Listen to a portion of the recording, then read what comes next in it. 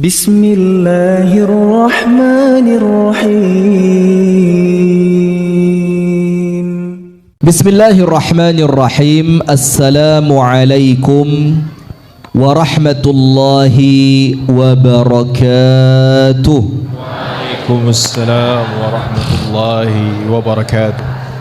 Hadirin sekalian, ibu-ibu dan bapak-bapak, teman-teman serta adik-adik sekalian, jamaah pengajian Masjid Gede Kauman Yogyakarta, yang semoga kita bersama senantiasa mendapatkan pertolongan dari Allah. Amin. Alhamdulillah, thumma alhamdulillah, thumma alhamdulillah. Terus alhamdulillah. Karena di tengah-tengah hiruk pikuk manusia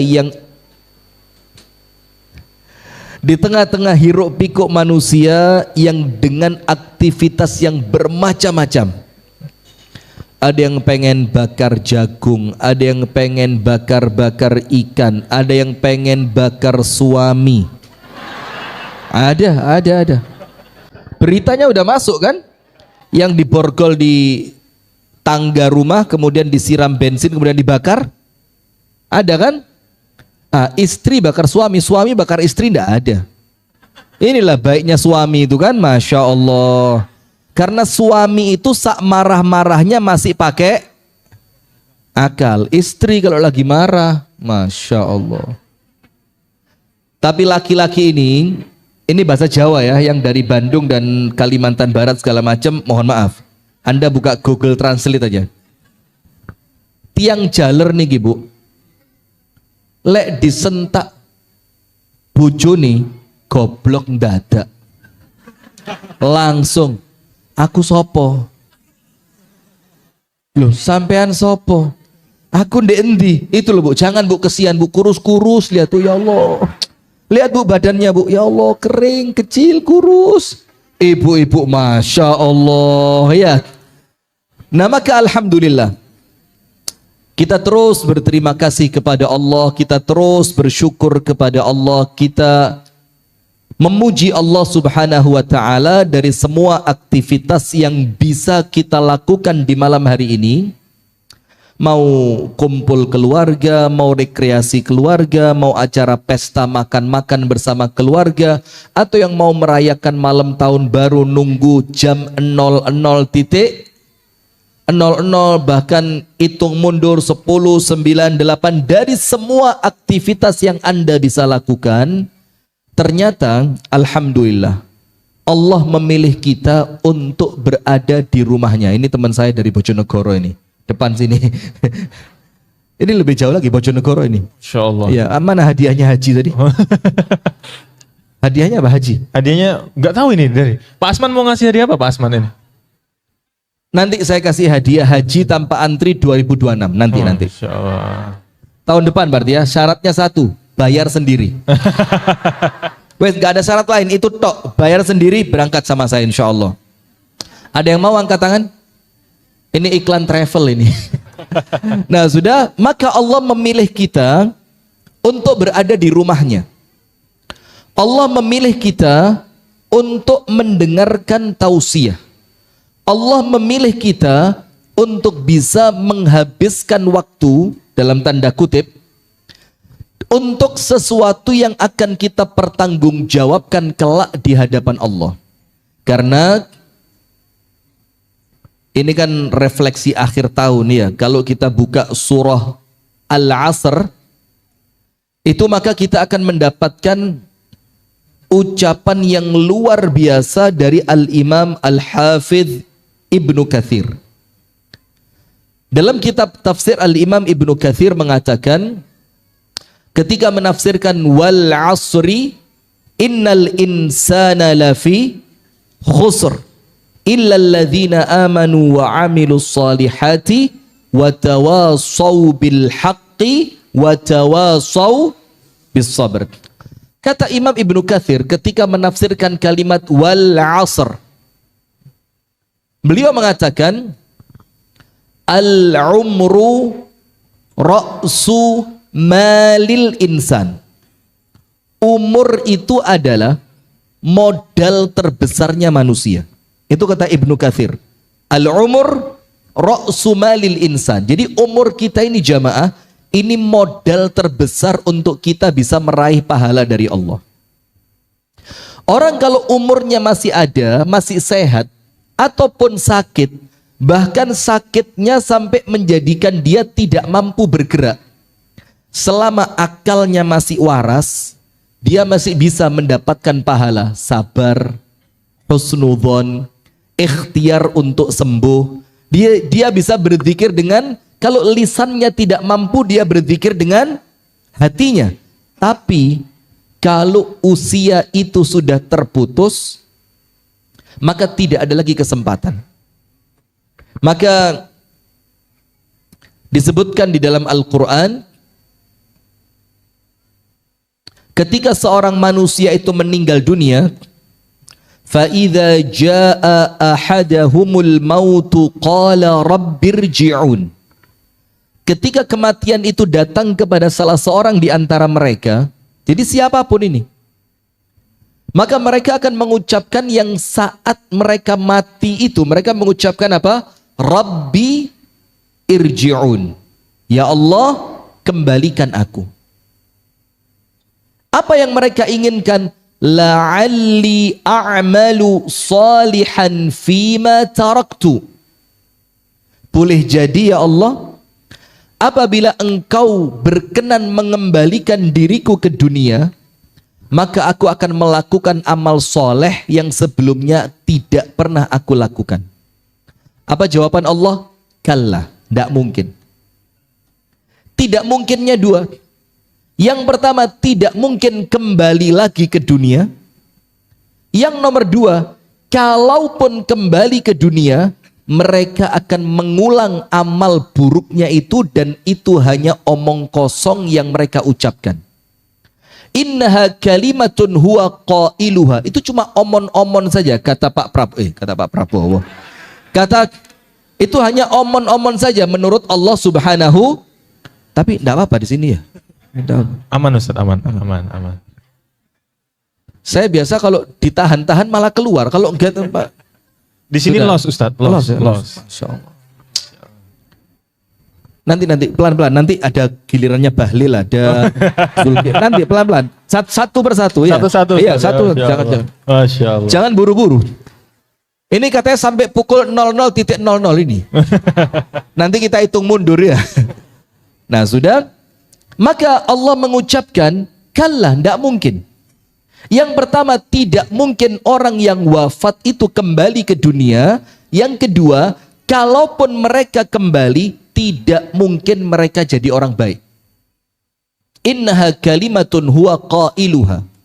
Itu cuma omong kosong yang mereka ucapkan saja. Nah, maka dengan itu, ketika kita memahami bahwasannya umur ini merupakan modal terbesarnya manusia, maka manfaatkan sebaik-baiknya.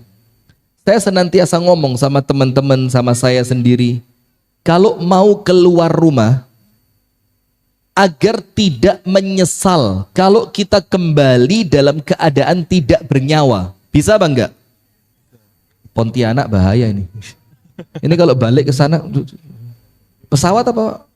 Masya Allah, cuaca lagi tidak baik-baik saja ini. Luar biasa. Itu teman saya kemarin Jakarta Malang, itu dari Malang bonus Bali. Jadi mau mendarat di Bandara Abdurrahman Saleh, dia muter-muter sampai ke Masya Allah Pak. Apa enggak ditunda aja pulangnya? Nah sudah. Maka ketika sudah meninggal dunia, saat-saat seperti ini, itulah yang kita impikan. Nah maka dengan itu, suatu hari, Al-Imam Al-Hasan Al-Basri, Imam Hasan Basri, itu jalan sama murid-muridnya, kemudian ketemu kuburan. Maka Imam Hasan Basri mengatakan kepada muridnya, Qifu, berhenti dulu, berhenti. Terus Imam Hasan Basri tanya, apakah jenazah yang telah masuk ke alam kubur ini mereka bisa keluar lagi? Muridnya kompak menjawab, ma yakhrujun. Tidak bisa keluar. Imam Hasan Basri tanya pertanyaan kedua, Kalau mereka keluar, apa sekiranya yang mereka lakukan? Sekali lagi Bu, Bu sekali lagi, saya tak gini. Ayo biar pas, ayo. Ayo, mumpung bisa loh, ayo, bismillah. Ayo Bu. Oh nanti ya habis pengajian. Mata saya ini enggak tahu kenapa ya. Sadar kamera banget. Jadi ketika ada yang selfie backgroundnya badan saya gitu kelihatan saya, Masya Allah, sudah. Maka kata Imam Hasan Basri, pertanyaan kedua. Kalau mereka tidak bisa keluar dari alam kubur, pertanyaannya satu. Kalau mereka mampu keluar, apa yang mereka lakukan? Kalau mereka bisa keluar, kira-kira mereka mau ngapain? Dijawab oleh muridnya, yatubun, wa yatasaddaqun, wa yusallun, wa yang lain. Mereka akan tobat kepada Allah, bertaubat. Mereka akan bersedekah, mereka akan sholat, mereka terus disebutkan semua amal soleh yang menjadi impian orang yang telah meninggal dunia.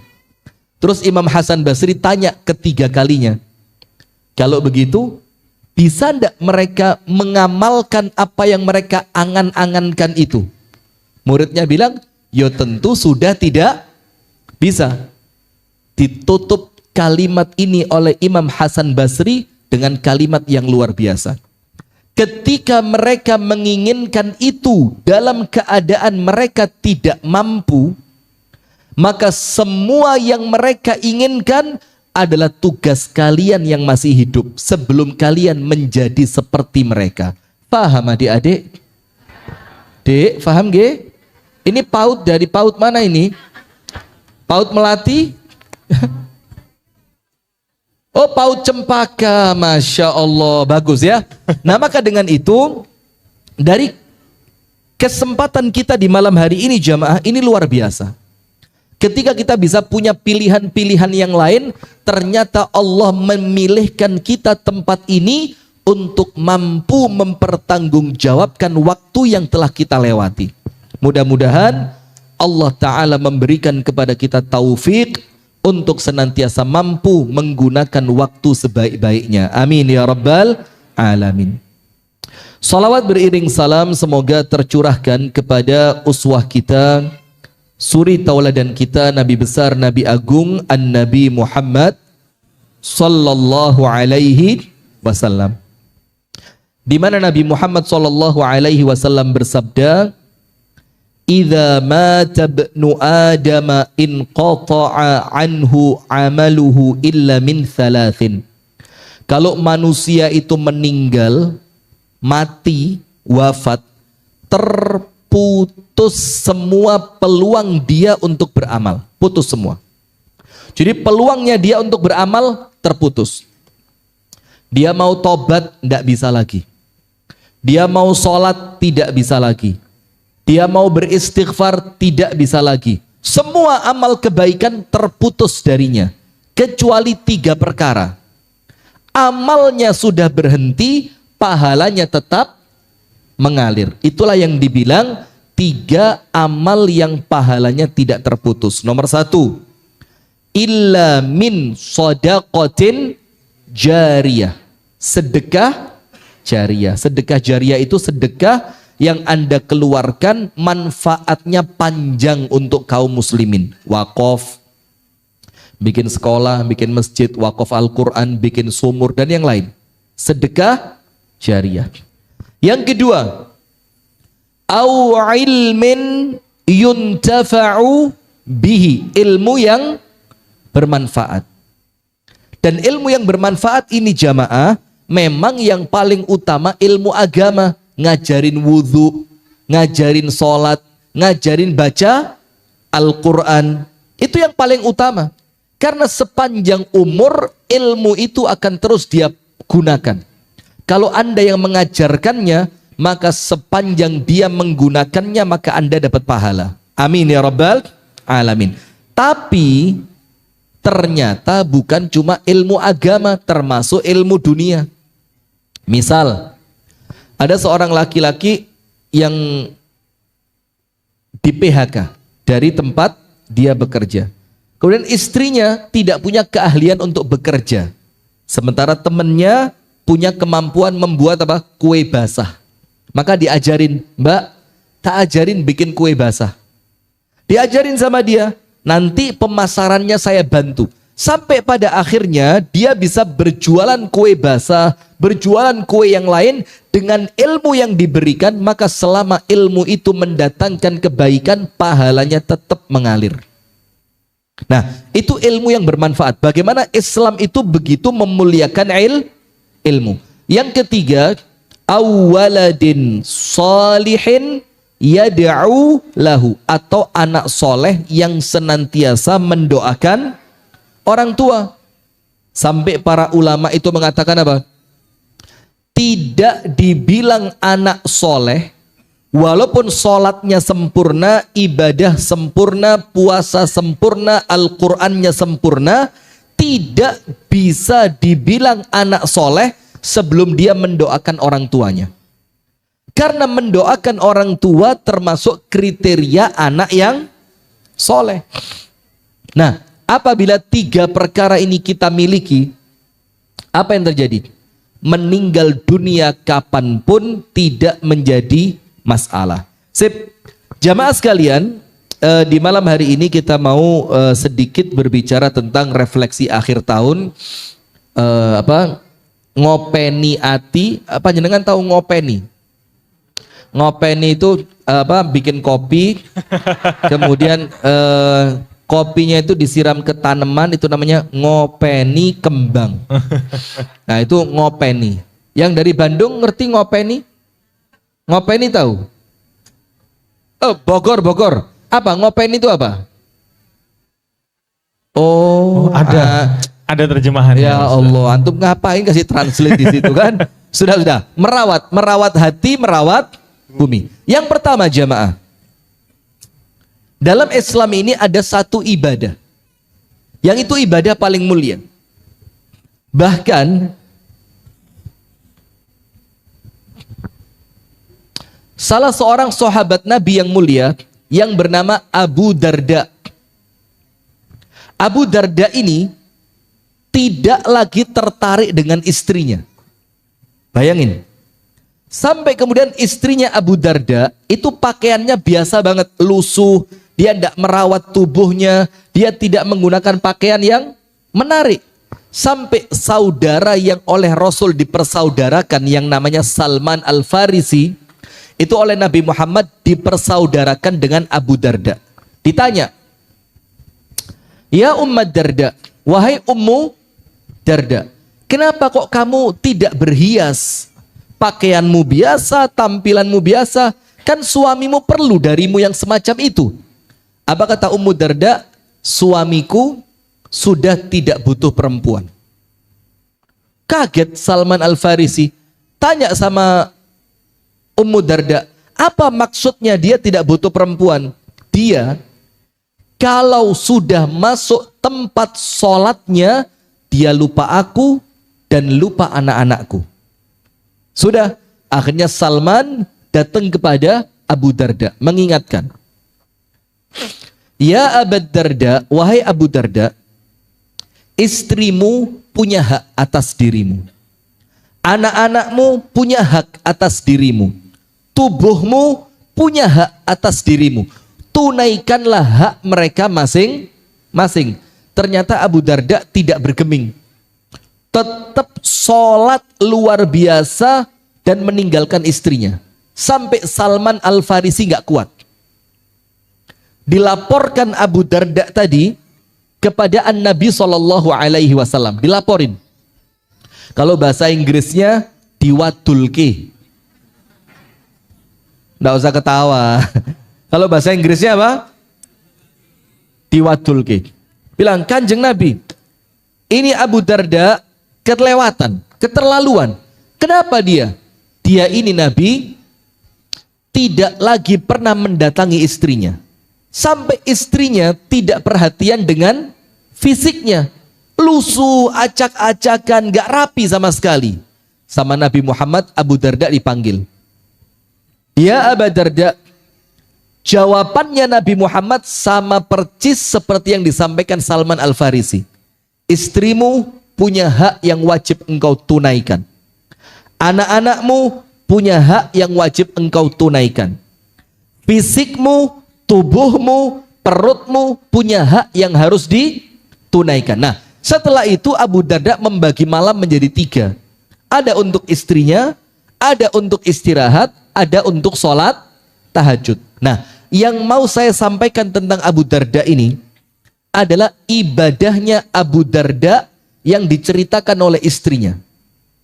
Ketika ditanya oleh Salman Al-Farisi, Ma a'zamu ibadati Abi Darda fi baitihi. Salman tanya sama Ummu Darda, Ummu Darda, saya mau tanya, ibadahnya Abu Darda kalau dia sedang berada di rumah, yang paling besar itu ibadah apa?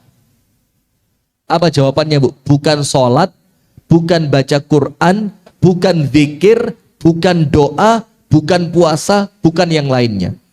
Ternyata ibadah terbesarnya Abu Darda di dalam rumahnya, kata Ummu Darda apa? At-tafakkur. Apa itu? Tafakkur. Berpikir tentang keagungan alam semesta, tentang penciptaan alam semesta. Wa fi anfusikum afala tubsirun.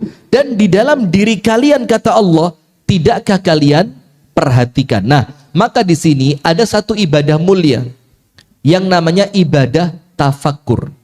Afala yatafakkarun. Allah mengajak kita untuk berpikir. Nah, salah satu di antara tafakkur, Anda silakan buka di buku-bukunya para ulama, wabil khusus buku yang berbicara tentang tazkiyah. Tentang apa? Tazkiyah. Ada satu tafakkur yang luar biasa, yaitu kalau bahasa kita muhasabah. Muhasabah itu kalau bahasa Indonesianya apa? Intrupsi. Tahu saya sengaja biar Anda ketawa gitu aja. Kalau bahasa Indonesianya apa? Introspeksi. Jadi membaca diri. Itulah ibadah yang mulia, yang itu merupakan salah satu titik di dalam ilmu tazkiyah. Jadi orang kalau mau tazkiyatun nafs, itu salah satu ayat yang dipakai, wa fi anfusikum afala tubsirun. Di dalam diri kalian, kenapa tidak kalian baca? Bagaimana mata ini bekerja, bagaimana jari-jari kita bisa digerakkan, bagaimana jantung tetap memompa, bagaimana paru-paru, bagaimana ginjal, limpa, semuanya itu bisa bekerja. Nah, termasuk dari bagian muhasabah itu 2. Nomor 1, muhasabatun nafsi ala ma qad madha. Memuhasabah diri atas apa yang telah terjadi. Ah, ini untuk panjenengan mungkin muhasabah setahun terakhir, mulai awal 2025 sampai sekarang kita berada di penghujung 2025. Karena itu ibadah, dipikir apa yang telah saya lakukan, apa capaian-capaian saya, apa prestasi yang telah saya ukir, apa perbuatan saya yang bermanfaat untuk banyak orang. Mulai al-muhasabatu atau muhasabatu nafsi ala ma qad madha, baca yang telah lewat.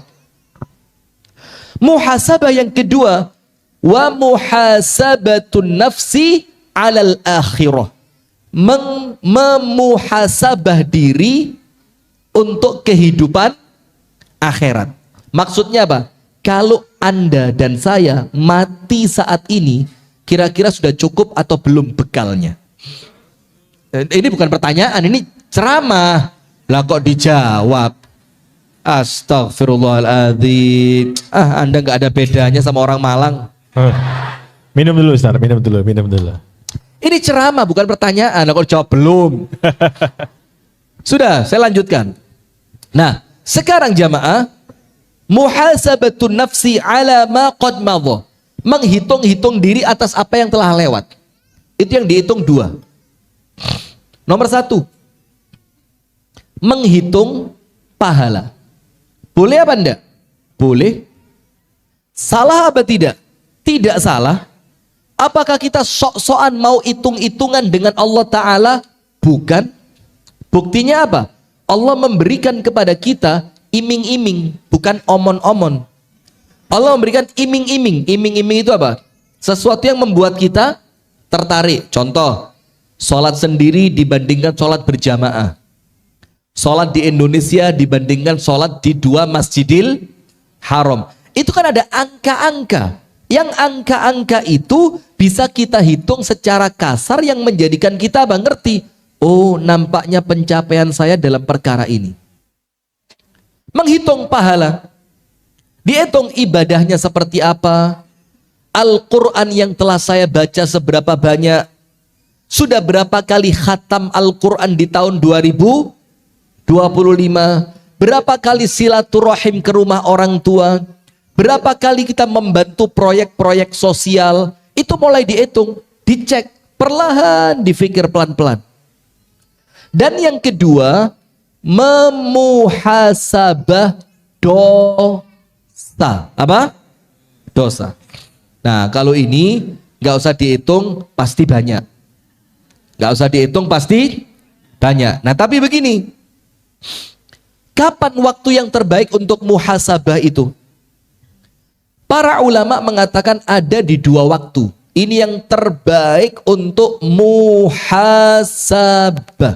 Nomor 1, dubura kulli sholawati al-khams. Di setiap selesai sholat 5 waktu. Habis subuh, duduk sejenak, difikir, tadi malam saya tidurnya baca doa enggak ya? Tadi malam saya tidur dalam keadaan berwudu atau tidak? Tadi malam sebelum tidur saya sempat baca zikir apa tidak? Terus ketika terbangun di waktu malam, apa yang saya lakukan? Itu memuhasabah diri yaumian, harian.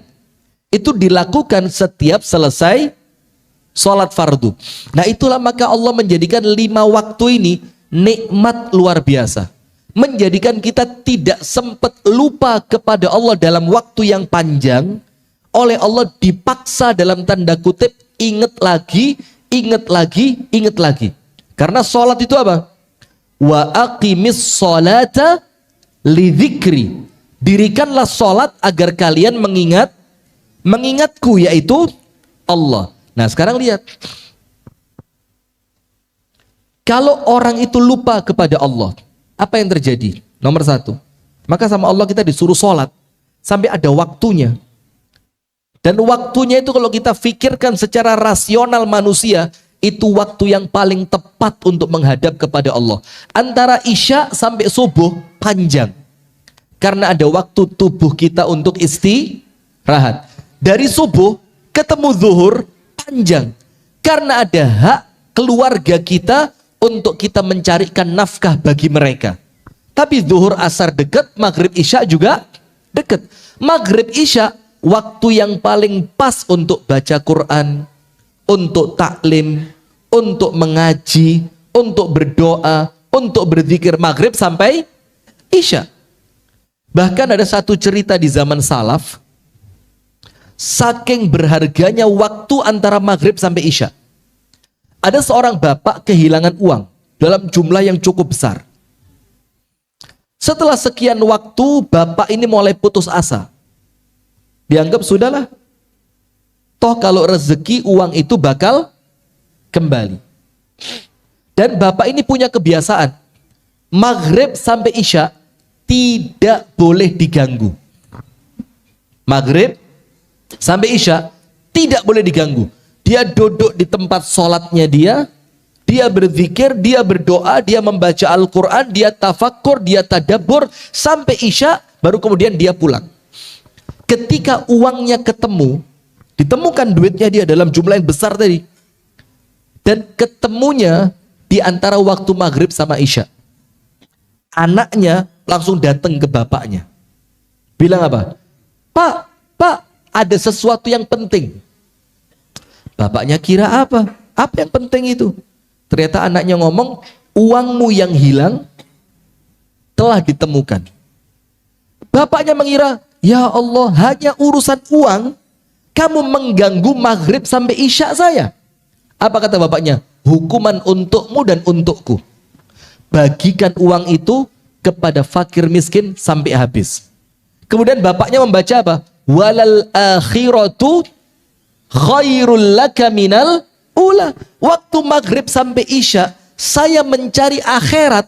Ini lebih baik dibandingkan uang saya yang ditemukan itu. Kamu saya hukum bagi uang itu malam hari ini juga sampai habis. Jadi ada waktu-waktu sholat yang luar biasa. Nah sekarang kita kembali. Kenapa Allah menjadikan kita senantiasa ingat kepada Allah dengan sholat-sholat tadi? Yang pertama, Allah mengatakan kalau orang itu lupa kepada Allah, apa yang akan dia dapatkan? Wala takunu kalladzina nasullaha fa'ansahum anfusahum ulaika humul fasiqun. Dan janganlah kalian menjadi seperti orang yang lupa kepada Allah. Tidak boleh. Allah melarang kita, jangan jadi orang yang lupa kepada Allah. Apa hukumannya? Fa'ansahum anfusahum. Allah menjadikan kita lupa tentang diri kita sendiri. Itu awalnya karena lupa kepada siapa? Allah. Maksudnya apa? Lupa terhadap diri sendiri. Tidak tahu mana yang halal, mana yang haram. Tidak ngerti, diembat semua. Tidak ngerti mana hutan yang harus dilindungi, mana tambang. Sabar, ketawanya pelan-pelan aja. Saya nggak sedang belain Raja Juli ya. Cuma Raja Juli nih Pak, kita harus objektif.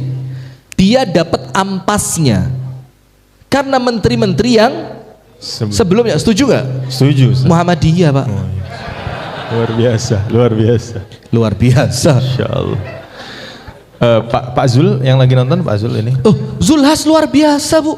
Ada pejabat mau angkat beras loh. Lu ya lu Mak. Anda kalau otaknya suudon aja udah. Astagfirullah, astagfirullah. Jarang-jarang ada pejabat mau turun langsung Pak. Ini pejabat turun langsung Anda hina. Gak asik. Itu yang digendong 5 kilo, yang di belakangnya dia tontonan itu. Masya Allah. Suudzon. Tontonan. Itu maksud saya ya. Tontonan. Sudah lanjut. Maka Allah menjadikan dia tidak ngerti mana yang baik, mana yang buruk, mana yang manfaat, mana yang mudharat, mana yang sunnah, mana yang bid'ah, mana yang tauhid, mana yang syirik, mana yang sesuai syariat, mana yang tidak sesuai syariat, mana teman yang baik, mana teman yang buruk, mana pekerjaan yang mulia, mana pekerjaan yang tercela. Dia tidak ngerti. Kenapa tidak mengerti? Karena hukuman dari Allah ketika dia lupa kepada Allah. Maka sampai Nabi Muhammad SAW itu seringkali kalau Bilal bin Rabah itu muncul di hatinya Rasul apa? Ini sholat nih. Maka Rasulullah tanya, Bilal, sudahkah datang waktu untuk sholat? Ketika dibilang sudah, segerakan Bilal. Kalau belum, Rasulullah bilang tunggu dulu Bilal. Kemudian Rasulullah mengatakan apa? Arihna biha ya Bilal. Jadikan kami ini tenang, istirahat. Jadikan hati kita ini nyaman dengan ibadah salat. Maka Nabi Muhammad mengatakan apa? Hubbiba ilayya min dunyakumut thalath. Dari dunia kita ini Rasulullah tidak ikut-ikut. Maka ketika Rasul mengatakan dunia, Rasul tidak mengatakan duniaku, tapi apa? Dunia kalian. Sampai Rasul bilang apa? Mali walid dunia. Apa urusanku dengan dunia ini? Sampai Rasulullah mengatakan, Allahumma la aisha illa aishul akhirati. Ya Allah, tidak ada hidup yang hamba cari kecuali kehidupan akhirat. Lah orang kalau hidupnya begitu Pak, ya begini. Seperti Pak Prabowo itu, Masya Allah. Luar biasa. Apalagi Seskap itu. Seskapnya siapa namanya? Teddy. Pak Teddy. Begini. Hidupnya untuk akhirat ini Pak. Nah sudah. Maka Rasulullah itu ketika muncul masalah, apa yang terjadi? Fazi'a ila salat. Langsung yang Rasul lakukan salat. Karena Rasul tahu sholat ini solusi itu. Solusi. Sholat ini apa? Solusi. Jadi ketika seorang sholat dia dapat penyelesaian. Maka saya dapat omongan dari guru saya, Ustadz Sofyan Nur Al-Makki Al-Marbu Al-Banjari hafizahullah. Beliau mengatakan begini, kalau perkara dunia yang remeh saja, ini buat status bagus ini. Apalagi kalau direkam gitu, boh tambah keren. Masya Allah. Ibu-ibu mana kameranya? Ayo. Oh, HP jelek ya, takut kelihatan. Masya Allah. Jangan-jangan nanti wajah saya blur jadinya. Ini wajah udah kena matahari laut, ketambahan HP jelek. Masya Allah. Sudah. Kata beliau begini, kalau urusan dunia yang remeh ini tidak bisa terselesaikan dengan sholat kalian, maka jangan berharap urusan akhirat itu selesai dengan sholat. Coba bayangin, kalau dunia yang remeh saja dengan sholat tidak beres, lalu bagaimana sholat yang semacam itu akan membereskan urusan akhirat? Tidak mungkin. Nah sudah, maka Rasulullah mengatakan, hubbiba ilayya min dunyakumus thalath. Dari dunia kalian ini, Allah menjadikan aku mencintai cuma 3. Jadi yang dicintai Rasul di dunia ini berapa? 3. Nomor 1, mulai kesemutan ibu ya. Iya, kaki gitu. Emang kalau ketekuk lama gitu kadang-kadang bu, ntar kalau berdiri kayak gak ada kakinya gitu rasanya. Sudah, sama saya juga gitu. Itu ciri-ciri kurang air putih. Ciri kurang air putih, pembukaan stroke katanya. Insya Allah sehat walafiat bu, amin, amin. Anda langsung kayak tegang gitu ya, bercanda bu, sudah. Maka kata Rasul, dari dunia kalian ini Allah menjadikanku mencintai 3 darinya. Nomor 1, at-tib, minyak wangi. Rasulullah itu seneng banget dengan minyak wangi, seneng banget. Sampai ada Ustadz Fauzil Azim, tahu? Ya enggak usah teriak-teriak, biasa saja. Anda astagfirullah, sombong banget. Semangat sih. banget tuh Ustaz. Sombong, iya makanya tahu kaget saya, Masya Allah. Tahu Ustadz Fauzil Azim kan, yang badannya besar itu, semoga Allah menjaga beliau. Itu neliti, buat penelitian khusus tentang minyak wanginya Nabi. Saya pernah umroh ketemu beliau di Medina, lah di Mekah, Medina. Saya lupa umroh yang keberapa itu ya. Masya Allah, Masya Allah, Masya Allah. Yang keberapa ya? Ada yang bisa ngingetin? Ini ciri orang sombong ini. Yang ibadahnya tidak akan diterima. Na'udzubillah. Ketemu beliau entah di Mekah atau Madinah, saya lupa. Langsung 1 botol minyak wangi 6 mili itu, 6 mili. Itu ditaruh di tangannya semua, diusapkan ke kepala saya. Woi Ustaz, loh yo begini Nabi Muhammad itu pakai minyak wangi. Masya Allah. Itu bu 3 hari kepala saya lengket terus. Itu habis tahallul kita ya kan, habis dikerok gitu. Mekah, ketemu di Mekah, habis tahallul selesai, ketemu di Mekah, itu ditempelin ini, itu 6 mili saya, minyak wangi yang kental itu, yang neteh, itu 3 hari. Saya megang kepala saya kayak cilok kemasukan, kayak cilok dimasukin apa? Caos ya itu kan, bumbunya itu. Masya Allah. Sudah. Yang pertama yang Rasul cintai apa? Minyak wangi. Yang kedua, yang Rasul cintai dari dunia kalian ini an-nisa, perempuan. Rasul cinta perempuan dalam artian yang positif, dalam artian yang positif. Kalau ngomong poligami, boleh. Barusan langsung ada yang tegang tuh Ustaz. Ya, gini, ibu-ibu ngadep sana dulu ya. Saya mau ngomong sama mereka ini. Kalau ngomong poligami, Pak, Islam itu datang merapikan.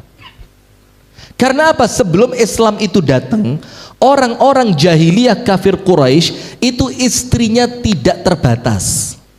Ada yang istrinya 7, ada yang istrinya 12, ada yang istrinya 20, ada yang 25, bahkan sampai dalam satu kisah ada yang istrinya 50. Maka ketika Islam itu datang, perempuan-perempuan kafir Quraisy senang karena Islam itu datang untuk perkara poligami dengan 2 hal. Nomor 1, pembatasan. Yang awalnya tidak terbatas, sekarang dibatasi maksimal Nah, jadi poligami itu bukan keluasan, Bu, pembatasan. Jadi dibatasin maksimal 4. Ayo, Pak. Ayo. Ya, Pak, setuju. Anda ngajak istri sih, coba istri nggak usah diajak tadi. Tahun depan kita bikin khusus laki-laki ini. Insya Allah. Ya, khusus laki-laki. Kita bikin daurah sehari khusus laki-laki. Saya pernah sekali camping sama wali murid di sekolah tempat anak saya sekolah, camping.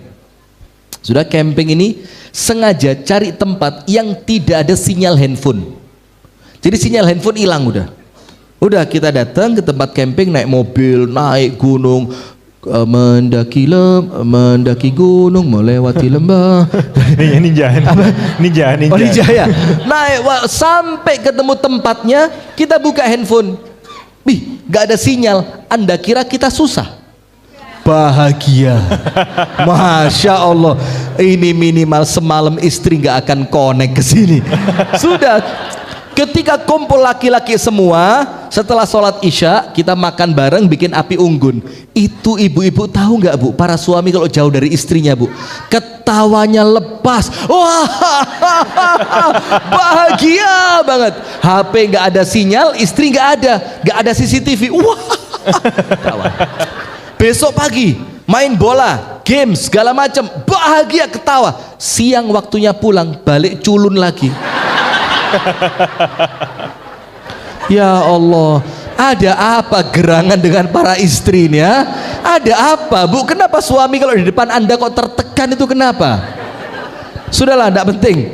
Nah, maka yang pertama, Islam itu datang dengan pembatasan jumlah. Yang awalnya tidak terbatas, dibatasi berapa? 4. Islam datang yang kedua tentang poligami dengan apa? Asas keadilan. Yang itu tidak dikenal oleh orang Arab jahiliyah. Jadi ketika istrinya lebih dari satu, dia mau datang sama istri yang manapun, dia mau meninggalkan istri yang manapun, tidak ada hukumnya. Maka poligami itu di dalam Islam itu terhormat, mulia. Maka ayo, Pak.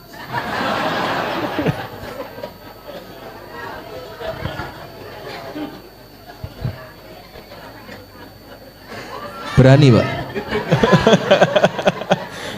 Mau tapi nggak berani. Sabar, tenang. Sudah. Yang kedua, yang Rasul cintai dari dunia ini apa? Perempuan. Yang ketiga, bukan cinta. Kalau minyak wangi, Rasul cinta. Kalau perempuan, Rasul cinta. Yang ketiga apa? Wa ju'ilat qurratu aini fis shalah. Dan Allah menjadikan penyejuk mataku itu ada di dalam ibadah sholat. Jadi sholat itu, Bu, sesuatu yang dinanti dan diharapkan oleh Nabi. Sampai ada satu ulama salaf dalam kitab kecil kitabnya karangan Syekh Dr. Ahmad Farid. Itu ada seorang ulama dari kalangan tabi'in berdoa sama Allah ketika dia mau wafat. Dia berdoa begini, ya Allah, in adzinta li ahadin an yusalliya fi qabrihi fa'adzin li bidzalika ya Rabbi. Ya Allah, kalaulah ada orang yang engkau izinkan sholat di alam kuburnya, maka aku minta itu ya Allah, jadikan aku tetap sholat walaupun aku telah terbaring di dalam alam kubur. Saking cintanya dengan sholat, sampai mati pun masih kepingin sholat. Kita hidup aja, sabar, nggak usah protes, tenang. Pantes Rasul ngomong perempuan banyak di neraka ya. Pantes, baru tahu saya. Enggak bu, aman. Sudah, kita lanjutkan. Nah, maka kata para ulama, muhasabah yang harian, waktu terbaiknya itu setiap selesai sholat 5 waktu. Dari zuhur Anda pikir sampai setelah subuh tadi Anda melakukan apa saja. Ketika Anda bekerja, ketika Anda di jalan raya, fungsinya apa? Kalau ada yang baik, syukuri, alhamdulillah. hamba berterima kasih kepadamu ya Allah atas taufik yang engkau berikan sehingga hamba mampu melakukan kebaikan. Kalau ternyata ketemu ada buruk, dosa, maksiat dan khilafnya, mumpung masih ada kesempatan, cepat-cepat istighfar. Nanti lagi habis duhur ketemu sholat asar, dicek lagi tadi sepanjang ba'da zuhur sampai saya sholat asar apa yang terjadi. Nanti begitu lagi, asar ketemu maghrib, maghrib ketemu isya, isya kembali ketemu subuh. Itu waktu yang pertama harian setiap selesai sholat fardu yang 5 waktu. Yang dimuhasabah apa? 2, dosa dan pahalanya. Kalau ada dosa cepat istighfar, kalau ada pahala cepat-cepat bersyukur kepada Allah. Karena apa? Kalau nunggu setahun sekali iya, kalau ketemu setahun. Kalau tidak ketemu iya apa enggak? Yang kedua, waktu muhasabah harian disebutkan oleh para ulama qubaila an-naumi, saderenge tilem. Bogor ngerti? Deso ngartos saderenge tilem apa? Before sleep. Oh keren, masya Allah. Bogor, Pontianak paham ya? Tidak ada translate-nya di sini. Saderenge tilem, tidak ada translate. Sebelum tidur. Maka itulah dalam Islam pengajian ba'dal isya ini bid'ah, dhalalah, finnar. Mosok ngaji marisa ini masjid gede Kauman. Habis isya itu kalau ngomong sunnah tidur. Begitu Pak Kepala Takmir nggih. Ngapunten ingkang kathah. Tapi tidak apa-apa. Kalau sesekali seperti ini boleh. Karena begadang itu hukumnya boleh untuk 3 perkara. Selain itu makruh. Bukan haram apa? Makruh. Nah, jadi begadang itu boleh untuk berapa? 3. Nomor 1, sahar lil ibadah, begadang untuk ibadah. Contohnya orang yang i'tikaf di 10 hari terakhir bulan Ramadan, boleh apa tidak? Makruh apa tidak? Malah sunnah. Nomor 1. Nomor 2, sahar lil ilmi, begadang untuk ilmu. Anda silakan buka kitab-kitab ulama Malikiyah. Ulama Malikiyah itu banyak cerita mereka itu kalau diskusi ba'dal isya. Dan tidak berhenti kecuali terdengar azan subuh. Bayangin. Kita mau coba malam hari ini. Laslos. Ini suara saya udah kayak dicekek gini. Itu yang kedua boleh. Sahar lil ilm, begadang untuk ilmu. Yang ketiga, sahar bainaz zaujain, begadang suami istri. Yang jomblo diem aja, nggak usah sok ngikut ngomong. Duda janda diem dulu. Ada yang duda? Jarang duda, janda banyak. Ini menunjukkan laki-laki lebih tersiksa dalam rumah tangga. Cepat mati mereka, masya Allah. Sudah, maka begadang itu yang boleh 3. Nomor 1, begadang untuk ibadah, boleh. Anda ba'dal isya begini nggak tidur baca Quran, boleh.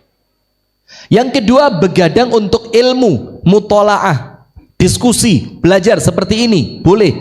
Yang ketiga, begadang antara suami dan istri. Anda tahu Rasulullah pernah begadang sama Ibunda Aisyah, hampir masuk tengah malam baru selesai. Lah Anda taunya apa? Anda taunya artis yang nikah sama seorang laki-laki beristri ya? Siapa namanya itu? Siapa ya? Saya nggak tahu juga Ustaz. Nggak ngikutin beritanya nih Ustaz. Nggak percaya wajah seperti ini, nggak percaya saya. Nah sudah. Maka Ibunda Aisyah itu pernah naik ke atas dipan bareng Nabi Muhammad, sudah siap tidur. Dan Nabi Muhammad itu orang yang kalau kita ngomong manusia paling capek. Tidak ada yang lebih capek dibanding Nabi Muhammad Sallallahu Alaihi Wasallam. Contoh capeknya Nabi. Suatu hari Siti Fatimah itu datang ke rumah Ibunda Aisyah mencari ayahnya. Datang ke rumahnya Ibunda Aisyah. Aisyah, ada ndak ayahku? Ibunda Aisyah bilang belum pulang. Datang lagi menjelang siang, tanya Ibunda Aisyah, ada ndak ayahku? Kata Ibunda Aisyah, Fatimah, ayahmu belum pulang. Menjelang asar datang lagi Ibunda Aisyah, ada ndak ayahku? Kata Ibunda Aisyah, ayahmu belum datang. Menjelang maghrib datang lagi sampai 4 kali, sampai Ibunda Aisyah merasa segan kepada Siti Fatimah. Maka Ibunda Aisyah ngomong apa? Fatimah, gini aja udah, kamu nggak usah balik ke sini. Nanti kalau ayahmu datang, aku beritahu. Kenapa?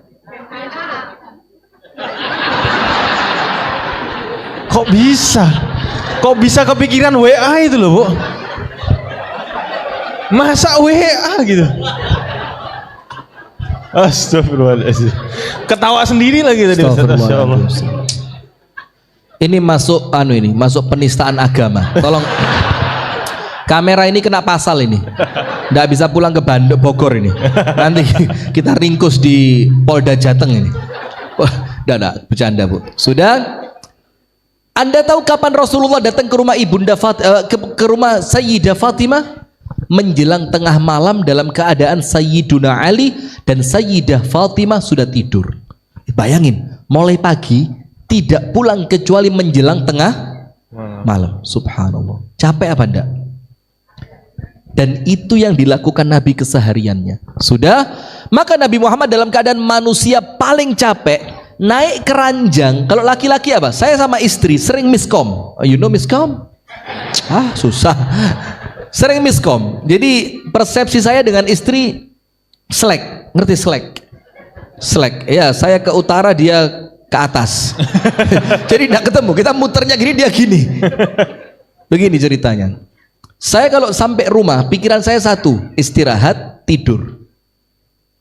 Istri saya kalau saya datang mikirnya apa? Jalan-jalan, makan-makan. Masya Allah. Padahal saya ini udah capek di luar, ketemu anda saya harus sok keren, sok asik gini kan. Sudah, nanti ketemu takmir lagi saya bercanda. Masya Allah Pak, bagaimana sehat? Aslinya saya tidak suka banyak omong, diem aslinya. Tapi karena, nggak usah kaget. Asli kok. Ya Allah, ngerusak. Lu saya lagi jaim-jaiman. Apa ini? Antum jangan jadi jalan lagi. Masya Allah. Nah sudah. Maka Nabi Muhammad tidak naik ke atas kasur, waktunya istirahat. Ibunda Aisyah bilang apa? Ya Rasulullah, uhadithuka haditha. Ya Rasul, saya mau cerita. Rasul bilang, aduh, mau cerita? Tahu kan perempuan kalau cerita? Apa? Mulai latar belakang masalah, muqaddimah, penjabaran, nanti baru sampai masalah, penutup, dan kesimpulan. Perempuan banget. Skripsi itu Ustaz. Skripsi. Sudah. Maka Rasulullah, Ibunda Aisyah bilang, ya Rasulullah, uhadithuka haditha. Saya mau cerita. Dan Rasul tahu, gak mungkin pendek.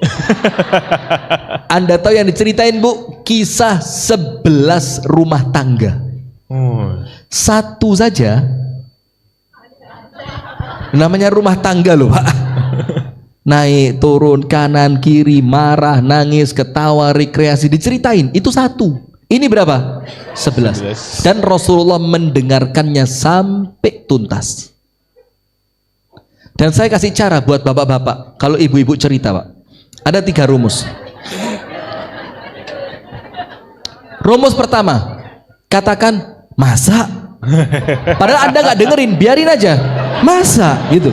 Ntar dia dengar kata-kata masa, itu semakin semangat. Wah, dengerin nih dia, dengerin. Terus. Nanti lama-lama tambahin lagi, Pak. Kok gitu ya? Nah, gitu. Tambahin penutupnya apa? Mudah-mudahan kita enggak ya. Nah, itu selesai udah. Karena apa? Besok nggak mungkin tanya mereka. Karena perempuan itu selesai cerita ya udah selesai. Betul, Bu? Anda dicengin kok seneng aja Anda. Udah, lanjut. Maka Nabi Muhammad SAW mengajarkan ba'dal isya langsung apa? Tidur. Tujuannya apa? Fisik tidak terlalu capek, ada waktu untuk wudhu dulu. Ada waktu untuk membaca witir, baca witir. Ada waktu untuk membaca wirid sebelum tidur. Ada waktu kalaupun Anda mau witir sebelum tidur, ada waktu sholat dulu 3 rakaat. Dan ada waktu untuk muhasabah. Tapi sayangnya kita ini tidak pernah menikmati waktu. Kita ini semua serba kesusu. Maaf, kesikut. Sikut-sikut. Kita ini serba apa? Tergesa-gesa. Coba lihat orang sekarang. Udah ada waktu, makan.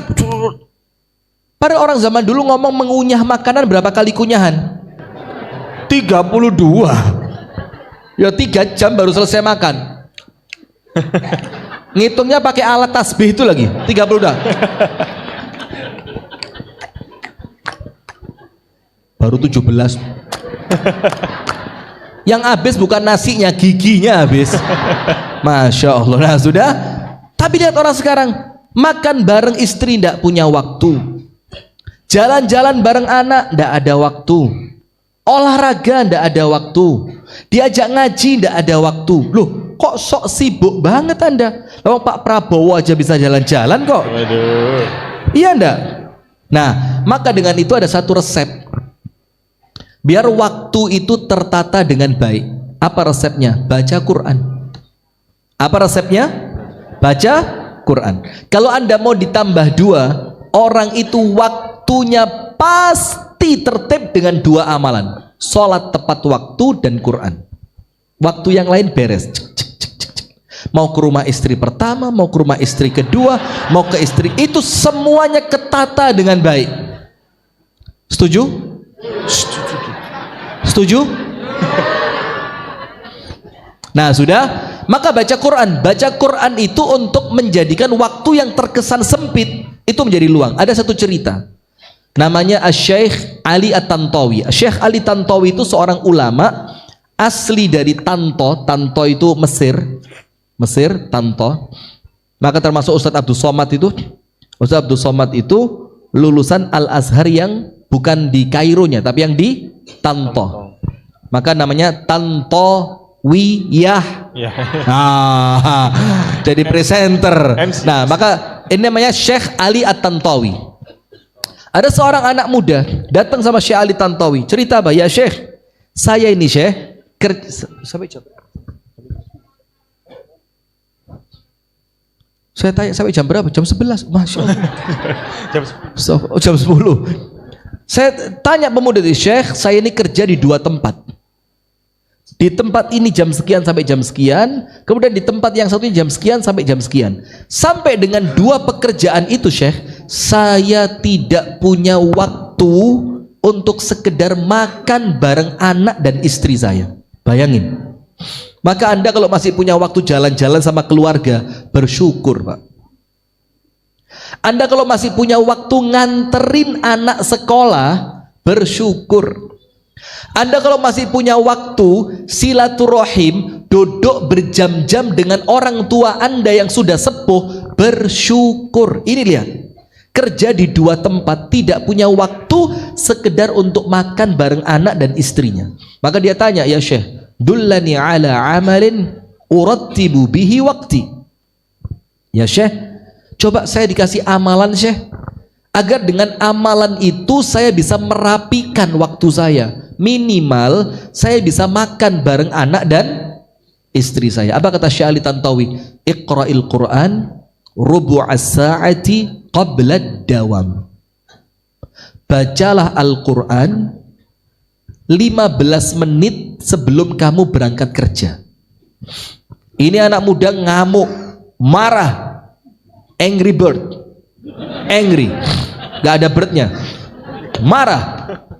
Anak mudanya bilang, ya Syekh, saya ini kebanyakan kerjaan, gak punya waktu luang, kok ditambahi suruh baca Al-Quran? Ini gak not make a sense. Apa bahasa Inggrisnya, gak masuk akal? Make no sense. Make no sense. Itulah yang saya maksud. Terima kasih. Saya suka yang model begini. Nah, sudah. Terus pokoknya gitu. Sudah. Maka anak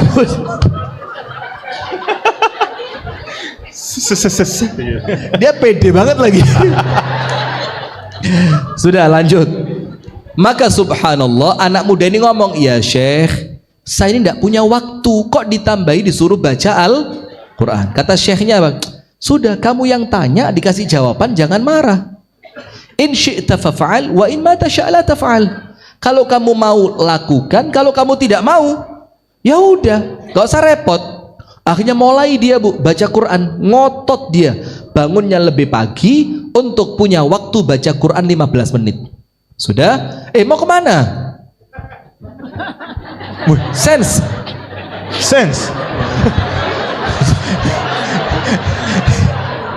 Kayaknya ini Ustadz, ada hajat di belakang. Ya udah, saya khawatir begini ya kita bercandain. Atau masnya Intel ya itu mas ya? Bukan. Udah, lanjut. Udah, dia bangun lebih pagi. Bangun, dia baca Quran. Sampai sepekan sukses. Tapi yang bikin dia heran, balik lagi, alhamdulillah. Antum jangan pergi dulu. Antum penggembira di sini. Sudah? Subhanallah, masuk hari keempat itu bisa baca Al-Quran bukan 1/4 jam, tapi 1 juz. Sampai dia mikir, kok bisa lepas sampai 1 juz? Dia terusin sampai pekan kedua, bisa istiqomah baca setiap hari 1 juz, yang seharusnya kalau pakai sense tadi, sense tadi, seharusnya semakin banyak kepake baca Al-Quran, waktunya semakin habis, kan begitu? Ini yang bikin dia ajaib, banyak baca Quran, waktunya luang, waktunya longgar. Datang dia di pekan yang kedua kepada Asy-Syaikh Ali At-Tantawi. Dia mengatakan, "Ya Syekh, amri gharib, agak-agak aneh urusan saya ini. Kenapa? Saya paksa hari pertama sampai hari keempat 1/4 jam baca Quran, saya bangun lebih cepat. Hari kelima sampai pekan pertama saya sukses baca 1 juz. Pekan kedua istiqomah 1 juz. Tapi yang saya heran Syekh, kenapa dengan banyaknya saya baca Al-Quran yang itu mengurangi waktu saya, tapi ternyata waktu saya semakin luang, kosong. Saya bisa makan bareng istri, bahkan saya sempat nganterin anak saya sekolah.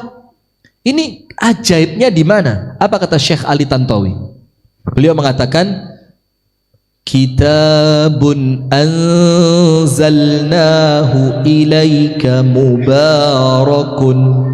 Al-Quran ini Allah turunkan kepada kalian agar kalian meraih berkah. Terus Syekh Ali Tantawi mengatakan, apa berkahnya Al-Quran? Pekerjaan yang mungkin selesai dalam waktu 20 menit dengan Al-Quran bisa jadi selesai 15 menit. Pekerjaan yang seharusnya selesai 1 jam dengan Al-Quran, Allah bisa selesaikan 20 menit. Pekerjaan yang seharusnya selesai 3 jam dengan Al-Quran, Allah bisa menyelesaikannya hanya dalam waktu 1 jam. Sisanya buat apa? Terserah kamu. Nah, itulah Al-Quran. Nah, maka kita ini jamaah, kalau setiap hari kesusu, terburu-buru, tergesa-gesa, naik mobil mau nabrak-nabrak, lampu merah disikat, itu perhatikan 2. Jangan-jangan sholatnya nggak beres ini orang. Jangan betul-betul, Anda sendiri kok betul. Nah, maka nomor 1, jangan-jangan memang sholatnya apa? Nggak beres ini orang.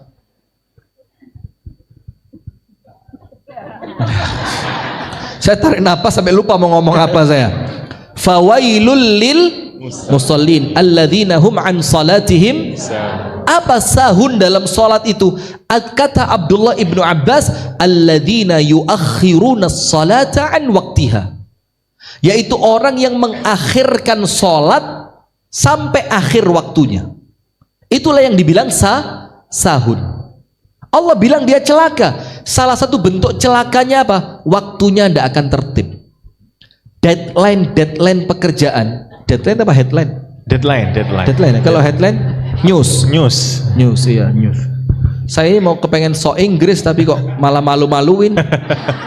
Sudah ya, maka deadline itu akan beres dengan apa? Sholat tepat waktu. Yang kedua, Quran. Maka perhatikan dua ini dan nggak usah ngelak sudah. Kalau kita merasa itu diri kita, waktunya muhasabah. Nah sekarang kita lanjutkan. Waktu muhasabah yang kedua sebelum tidur. Itulah kenapa Nabi Muhammad menganjurkan tidur sebelum Isya hukumnya apa? Apa? Ini ulama beda pendapat ya ini. Tidur sebelum Isya hukumnya makruh. Begadang ba'dal Isya makruh. Maka Rasulullah itu membenci tidur sebelum Isya dan membenci berbicara setelah Isya. Yang seperti ini kalau bukan karena ilmu dibenci sama Rasul. Nah, kenapa Rasul mengajarkan kita ba'dal Isya langsung tidur? Anda cek AI, punya AI? AI? Cek AI. Anda cek di sana, pakai suara bisa, pakai tulisan bisa. Kalau bisa nulis loh ya. Pakai tulisan bisa, pakai suara bisa. Waktu tidur terbaik untuk metabolisme tubuh. Cek di sana. Google saya keluar juga nanti. Itu kapan? Dicek di sana, ada institut yang khusus membahas masalah tidur. Ternyata apa? Tidur terbaik itu di awal malam sampai jam 12 malam, mentok jam 1 malam. Tidur setelah itu tidak merubah apapun. Jadi tidur di atas jam 1 malam tidak menambah apapun untuk Anda. Makanya bangunnya apa? Tidurnya udah lama, jam-jamnya udah panjang, tapi terasa masih kurang bugar, kurang fit. Dan itulah sabda Nabi SAW. Dan kita tidur di awal waktu tujuannya banyak. Nomor satu, bisa ngobrol dulu sama istri. Bu, seneng gak bu ngobrol sama suami bu? Suami yang gak seneng bu. Astagfirullah. Masya Allah. Betul bapak-bapak? Betul? Oh, nggak berani jawab Ustaz, nggak berani jawab. Nggak berani jawab. Ada waktu ngobrol dengan istri. Nomor dua, ada waktu untuk wudhu dan sholat. Ada waktu untuk baca zikir sebelum tidur. Ada waktu untuk muhasabah. Itu muhasabatu fima qad madha. Memuhasabah diri atas apa yang telah terlewat dari kita. Muhasabah. Dicek muhasabah. Karena apa jamaah? Waktu yang sudah lewat gak akan kembali. Tapi bisa menjadi ladang kebaikan dan pahala untuk hari ini. Dengerin baik-baik. Ini serius ini. Itu Golden Wish. Tahu Golden Wish? Mario Bros.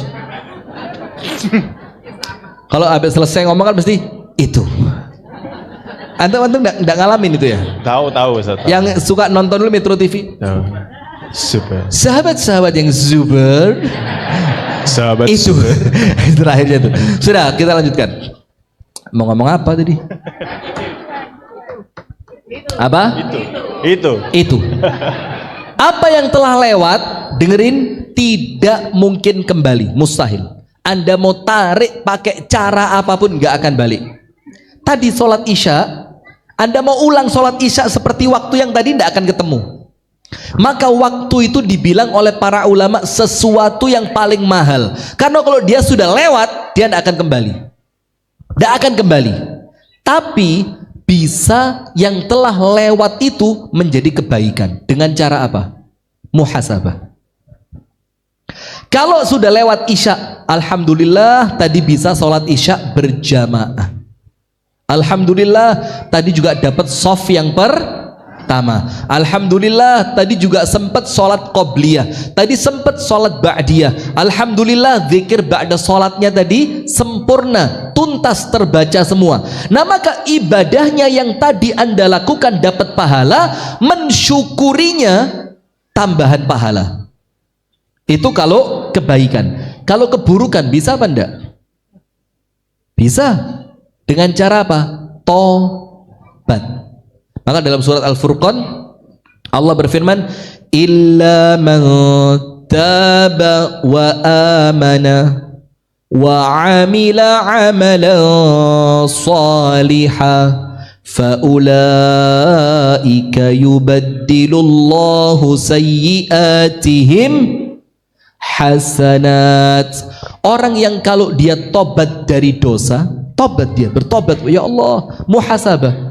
Ya Allah, kok tadi waktu adzan Isya saya dengar masjid gede Kauman adzan Isya, tapi saya masih sibuk di mana yang dekat sini tempat wisata? Malioboro. 0 km. Taman Pintar. Adzan sini dengar nggak sampai sana? Enggak Ustaz. Alun-alun. Dengar? Dengar? Alun-alun paling dekat Ustaz. Alun-alun. Yang ada Nabila itu yang mana? Oh iya, depan. Depan itu. Depan. Pendopo Lawas. Pendopo Lawas, kok tahu? Wah, Masya Allah. Ini yang biasa nongkrong di situ, Ustaz. Oh alah, nggak salah wajah panjenengan nggak asing Bu, di videonya banyak muncul. Sudah. Maka ketika ada yang jeleknya, muhasabah, ya Allah, tadi Isya, kalau saya mau, saya bisa jamaah ya Allah, tapi saya lebih mementingkan apa? Duduk di warung kopi. Apalagi sekarang ada warung kopi Pangku. You know? Kopi Pangku tahu? Film. Pak, tahu apa pernah? Wajahnya pernah ini. Wajahnya pernah ini. Bercanda Pak. Nah, maka ada warung kopi Pangku. Nah, maka dengan itu kalau dia tahu ternyata ini adalah dosa, bisa dosa itu jadi kebaikan dengan syarat apa? Tobat, imannya diperbaiki, bersegera melakukan amal soleh. Tobat, imannya diperbaiki, segera ganti keburukan yang Anda lakukan dengan amal soleh. Apa yang terjadi? Faulaika yubaddilullahu sayyiatihim hasanat. Jumlah dosa yang Anda kumpulkan oleh Allah diganti menjadi pahala. Amin ya rabbal alamin. Itu muhasabah untuk yang telah lalu. Sekarang poin terakhir. Muhasabah untuk yang akan datang. Ini mana buminya ini? Nanti terakhir ada buminya. Pokok kalau sudah nyebut bumi ini saya tidak kuat nahan, ngomong Pak Bahlil itu tidak kuat saya. Tapi tidak tahu TikTok ini ramah dengan nama Pak Bahlil. Jadi kita ngomong Bahlil 1000 kali pun TikTok aman. Tapi ketika saya pengajian di Kediri, bab apa? Peperangan Rasulullah. Itu kita cerita perang segala macam, alat-alat segala macam, itu langsung peringatan, lama-lama ban, nggak boleh live 10 hari. Masya Allah. Jadi nampaknya Pak Bahlil lebih ramah dibanding lanjut. Sudah.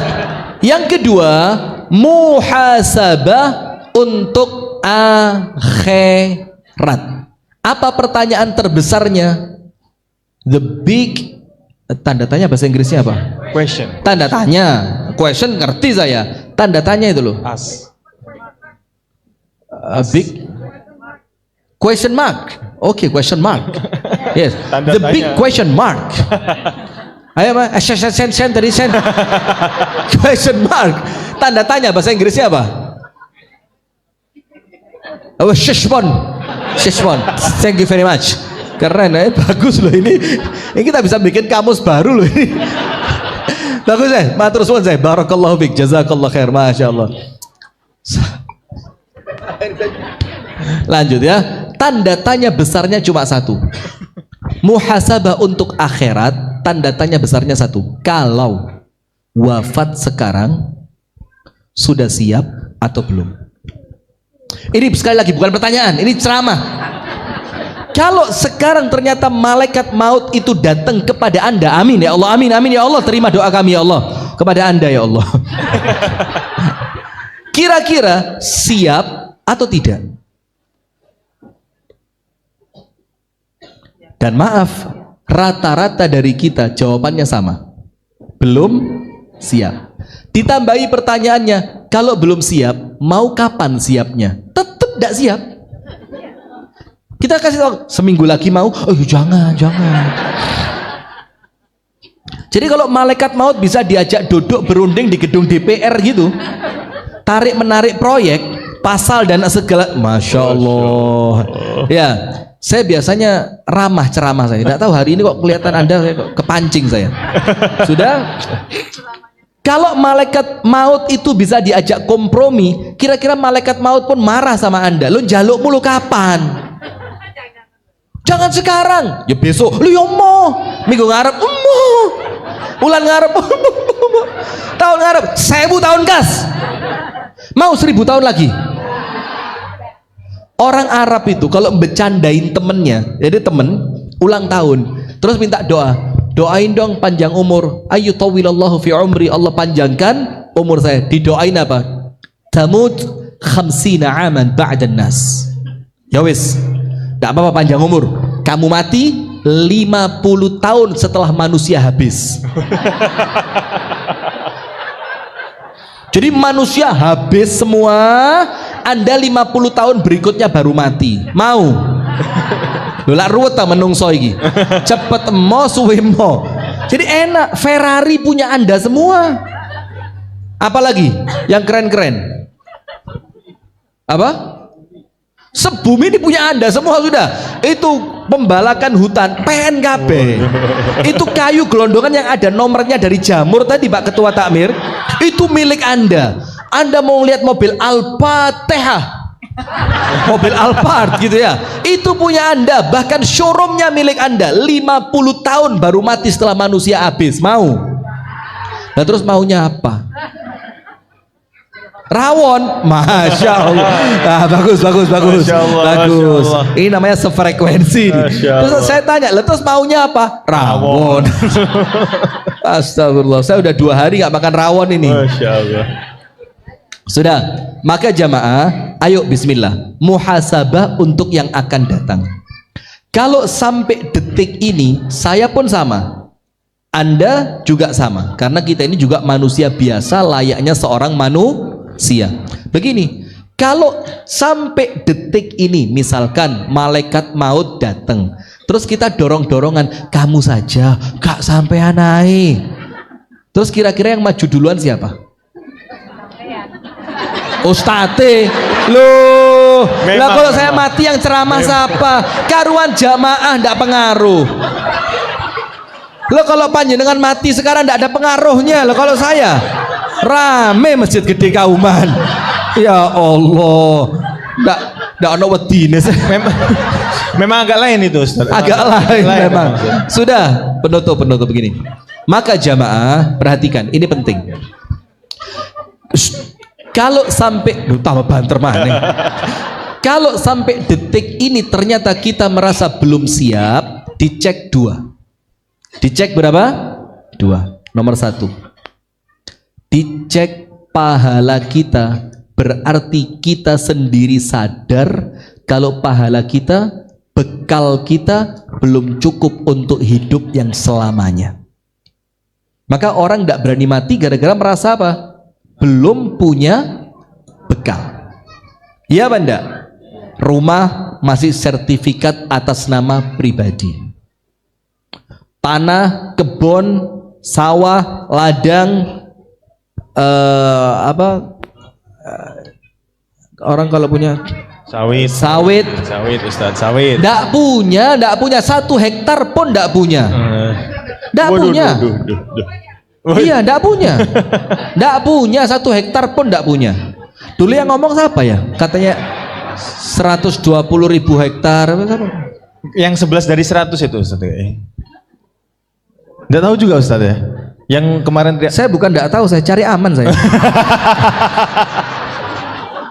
Antum tahu yang live berapa ini? 1, 2, 3. Ini 3 channel ini, salah satunya kena antum nanti. Na'udzubillah, insyaallah selamat semua. Amin, maka amin. kita ngerti kalau sampai detik ini ternyata belum siap wafat, jujur, karena kita tahu akhirat itu selamanya, sementara bekal kita baru sedikit. Tak kasih contoh. Saya kasih contoh. Analogi, agak ngerti Anda analogi Anda. Ngerti analogi? Apa analogi? perumpamaan. Yes, perumpamaan. Great. Thank you very much. Your English is great. Oke.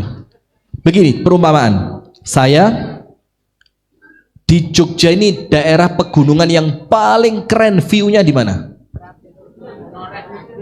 Menoreh, Merapi, Gunung Yang Kidul. harganya paling mahal sudah. Yang tanahnya paling mahal. Mana ya? Gunung Cetul. Gunung lah, apa? Bahaya ini. Mesti kalau mereka ketawa dia yang aneh ini. Apa? Menoreh. Boleh. Menoreh. Saya sedang bangun villa di Menoreh. Tanahnya 5.000 meter. Dengerin dulu, enggak usah kaget, enggak usah gumunan. 5.000 biasa aja. 5.000 meter. Saya bikin ada kolam renang. Ada helipad. Karena saya kalau ke sana pakai helikopter. Sudah. Rumah itu saya bikin 4 lantai. Lantai dasar khusus tempat parkir mobil mewah. Bayangin. Nanti Anda bayangin juga Anda istri saya gitu ya. Sudah. Cet gini, mobil mewah. Jejer. Lantai 2 khusus ruang tamu. Jadi kalau ada tamu-tamu, saya taruh di lantai 2. Ada meja besar untuk makan, ada kamar-kamar tamu. Lantai 3 khusus untuk saya, istri saya dan anak-anak saya. Lantai 3. Lantai 4 dak, nggak pakai atap, langsung dicor, langsung di atas itu ada tempat nge-gym, ada minibar, ada mini perpustakaan, ada tamannya. Sudah? Rumah saya di mana tadi? Menoreh. Sementara rumah yang saya tinggali sekarang ini rumahnya reot. Ada tikus, tikus kantor. Ada tikus. Baru jongkok di toilet ada binatang yang berkumis. Itu masya Allah, saya kalau udah lihat yang satu itu saya, waduh minta ampun saya. Yang kalau terbang musibah sudah. Tahu Anda apa itu? Tahu. Kecoa itu ya Allah, kita lagi di kamar mandi, dia pasang antena, teneng. Ini siap-siap terbang ini. Kalau udah terbang, yakin pasti kena muka itu. Pakas. Sudah, rumah saya yang sekarang jelek banget rumahnya jelek. Hujan, bukan lagi bocor, emang nggak ada atapnya. Tidur itu beralaskan kasur yang kalau bangun gatel semua. Nah sekarang rumah saya di Menoreh sudah jadi. Pengen cepet pindah nggak saya ke sana? Kenapa? Pindah dari rumah reot menuju rumah yang megah. Itulah ibarat dunia dan akhirat. Kalau yang Anda bangun akhirat, maka Anda akan menanti waktu perpindahan. Itu kalau anda ini gini, masya Allah. Ya, kalau anda ini hanya membangunnya dunia, beli gelang, beli cincin, beli apa lagi? Skincare, beli lagi tas. Aduh, masya Allah. Jadi ingat Sahroni saya. Sudah, kalau yang Anda beli cuma dunia, akhiratnya nol. Ketika waktu pindah, Anda ngerasa belum punya rumah, gak ada kasurnya, gak ada perabotnya. Tapi kalau Anda di dunia ini, wabtaghi fima ataqallahu ad-daral akhirah wala tansa nasibaka minad dunia. Dunia ini cuma satu, sekedar jangan lupa. Sekedar apa? Jangan lupa. Tapi semua potensi yang kita punya gunakan untuk bangun apa? Akhirat. Itu muhasabahnya. Jadi kalau sampai detik ini takut mati, dicek banyak mana rekening dunia atau wakaf akhirat. Dicek aja. Nah, maka ibaratnya rumah tadi. Tapi kalau rumah di sini indah, di sana reot, Anda tidak akan mau pindah. Betul apa enggak? Ingat nggak acara TV swasta? Berapa tahun yang lalu? Tuker nasib. Ingat?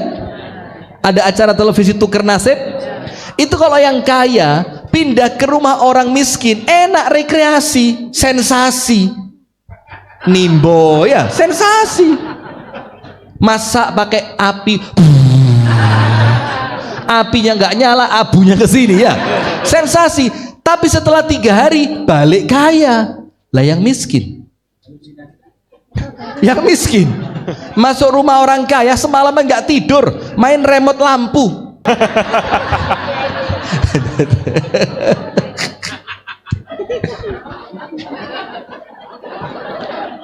Besok pagi berenang mulai pagi sampai sore, masuk angin kerokan. Loh, inget gak acara itu? Tapi setelah 3 hari balik. Lah apa cerita film, nggak ada acara, nggak ada konsepnya sama sekali itu. Yang miskin balik miskin, susah. Nah, maka kita itu jamaah kalau masih sampai detik ini muhasabah akhirat, takut mati, intinya kita yakin bekal kita masih belum cukup. Maka ayatnya mengatakan apa? Wa idza jaa ahadahumul mautu qala rabbirji'un la'alli a'malu salihan fima taraktu. Ya Allah, kembalikan sejenak saja, saya mau melakukan amal yang dulu saya tinggalkan. Sama malaikatnya dipukul, ya ahmaq, kata malaikat dalam tafsir Ibnu Katsir, min hunaka ji'ta, kata malaikatnya apa? Kenapa kamu minta kembali ke dunia padahal baru saja kamu itu pergi dari dunia? Kenapa omonganmu ini tidak engkau gunakan ketika kamu masih di sana? Faham adik-adik? Nomor 2, orang kalau masih takut mati, yakin dia belum tobat. Yakin dia belum tobat. Dalilnya apa? Kalau belum tobat takut mati, kita kan senantiasa berdoa, Allahumma inni as'aluka taubatan nasuhan qablal maut. Jadi kita itu kepinginnya apa? Tobat sebelum wafat. Sehingga kalau kita wafat sebelumnya sudah tobat, dosa kita berapa? 0. At-taibu minadz-dzambi kaman la dzambalahu. Orang yang tobat dari dosa yang dia lakukan seperti orang yang tidak pernah punya dosa. Dosanya berapa? 0. Mau ndak mati setelah itu? Mau, karena kita yakin kalau dosanya 0, tempatnya di mana? Tempatnya di mana? Nah, sekarang pertanyaannya, kenapa Anda sampai sekarang ndak mau mati? Karena Anda yakin dosa Anda masih banyak, belum tobat. Sementara satu dosa saja, entah kecil ataupun besar, yang tidak diampuni oleh Allah cukup untuk menjadikan kita masuk neraka. Na'udzubillah min dzalik. Barakallahu fikum. Itu kultum, sekelumit. Terima kasih, sekelumit yang dapat kami sampaikan. Semoga apa yang kami sampaikan ini benar-benar menjadi manfaat untuk kita bersama, dan Allah Ta'ala menjadikan tahun yang akan datang, Allah jadikan tahun yang penuh dengan kebaikan dan keberkahan serta kemenangan untuk kaum muslimin. Dan apa yang telah kita lalui di 2025, apabila ada baiknya oleh Allah diterima, dan apabila ada buruknya semoga oleh Allah kita diampuni. Amin ya rabbal alamin.